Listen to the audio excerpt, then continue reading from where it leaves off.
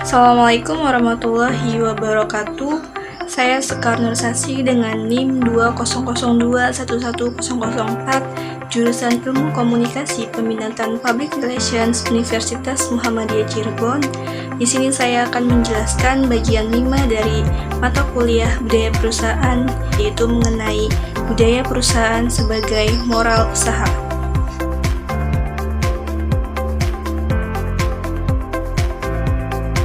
Terdapat 3 pokok pembahasan, yaitu tanggung jawab sosial perusahaan, etika organisasi, dan budaya perusahaan sebagai moral.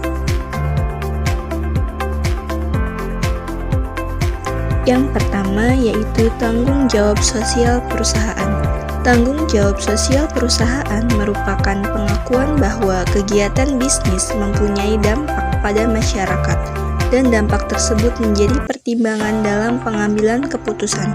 Hal tersebut merupakan cara perusahaan untuk menyeimbangkan antara kepentingan ekonomi dengan kepentingan lingkungan dan sosial.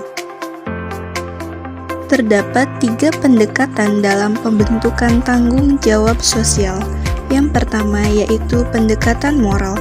Pendekatan moral merupakan kebijakan atau tindakan yang didasarkan pada prinsip kesantunan dengan pengertian bahwa apa yang dilakukan tidak melanggar atau merugikan pihak-pihak lain. Yang kedua yaitu pendekatan kepentingan bersama, yaitu menyatakan bahwa kebijakan moral harus didasarkan pada standar kebersamaan, kewajaran, dan kebebasan. Yang ketiga yaitu pendekatan manfaat, merupakan konsep tanggung jawab sosial yang didasarkan pada nilai-nilai bahwa apa yang dilakukan oleh perusahaan menghasilkan manfaat besar bagi pihak-pihak berkepentingan secara adil.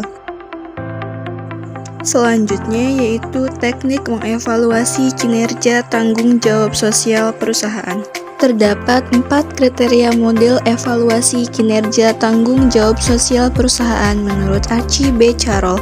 Yang pertama yaitu tanggung jawab ekonomi, yaitu tanggung jawabnya adalah menghasilkan barang dan jasa yang diinginkan masyarakat dan memaksimalkan keuntungan bagi pemiliknya serta pemegang saham.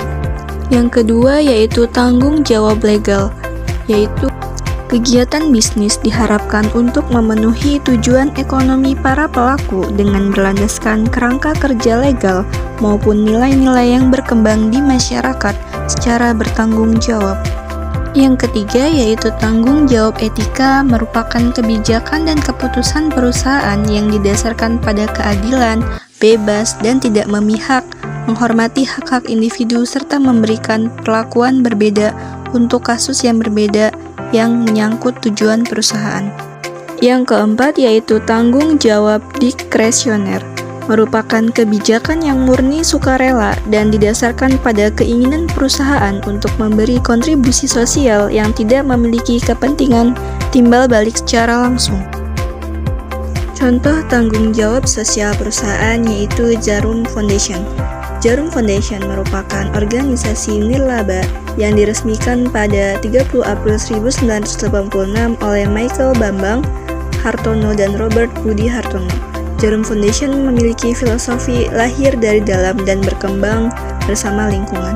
Beberapa program CSR yang dilakukan Jarum Foundation yaitu bakti sosial, bakti olahraga, bakti lingkungan, bakti pendidikan, dan bakti budaya.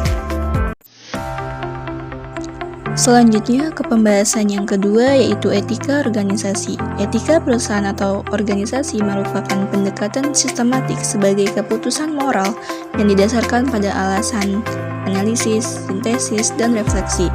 Dalam masalah kebijakan etis, organisasi akan memanfaatkan pendekatan normatif, yaitu pendekatan yang didasarkan pada norma dan nilai-nilai yang berkembang di masyarakat untuk mengarahkan pengambilan keputusan bijak yang dapat diterima oleh semua pihak. Fenomena pemasaran global memicu banyak pihak memikirkan pentingnya tanggung jawab sosial perusahaan yang berintikan pada etika dalam proses produksi. Contohnya yaitu Johnson & Johnson yang memerhatikan kepentingan sosial atas kepentingan masyarakat diringkas dalam sebuah dokumen perusahaan yang disebut Our Credo. Selanjutnya ke pembahasan yang ketiga, yaitu budaya perusahaan sebagai moral. Budaya sebagai moral berperan dalam kinerja perusahaan, terutama dalam mengadaptasi perubahan lingkungan luar organisasi. Budaya merupakan energi sosial yang berperan mengarahkan sumber daya manusia untuk memiliki moral organisasi.